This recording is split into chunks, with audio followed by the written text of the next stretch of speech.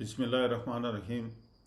मैं असम्बली हल्का मेंढर के उन वोटरान का बहुत मशकूर हूँ जिन्होंने हालिया असम्बली इलेक्शन के दौरान मेरा भरपूर साथ दिया। इस मुहिम के दौरान मेरे नौजवान साथियों ने बिलाशुबा हरावल दस्ते में रहकर अनथक मेहनत की। मैं और मेरे साथी अपनी आइंदा नस्लों के बेहतर मुस्तकबिल के पैगाम के साथ मैदान में उतरे थे, लेकिन बदकिस्मती से हमारे पास हल्के के वोटरान तक पहुंचने के लिए वक्त बहुत कम था।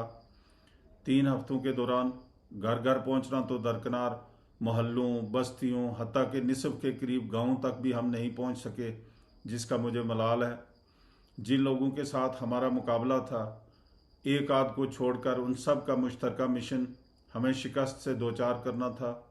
आपने देखा होगा, वो यकजा होकर न सिर्फ यकसां हिकमत अमली के तहत कैंपेन कर रहे थे, बल्कि उनके इलेक्शन के अखराजात भी एक ही बटवे में से निकल रहे थे। वो मुझे नहीं, आपके बच्चों के मुस्तकबिल को शिकस्त देना चाहते थे। इस मकसद के लिए उन्होंने कहीं ज़ात बरादरी तो कहीं मज़हब का नाम इस्तेमाल किया।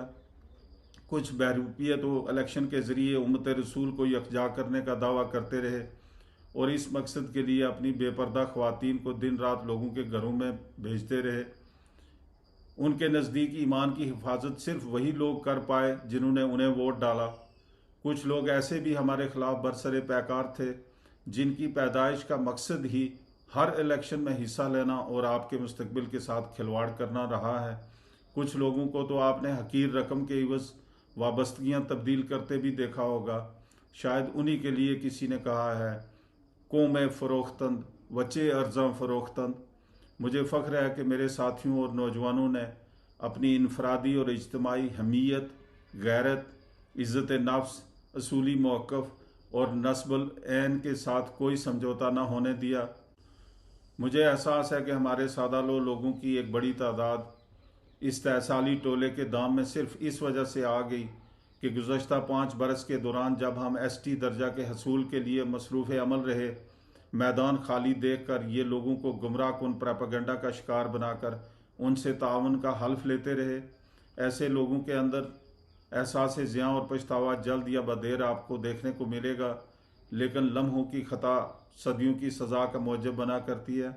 मैं उम्मीद करता हूँ कि हमारे रज़ाकार अपना मिशन जारी रखेंगे और हमारे कारवां की ताकत में रोज़ इजाफ़ा होगा।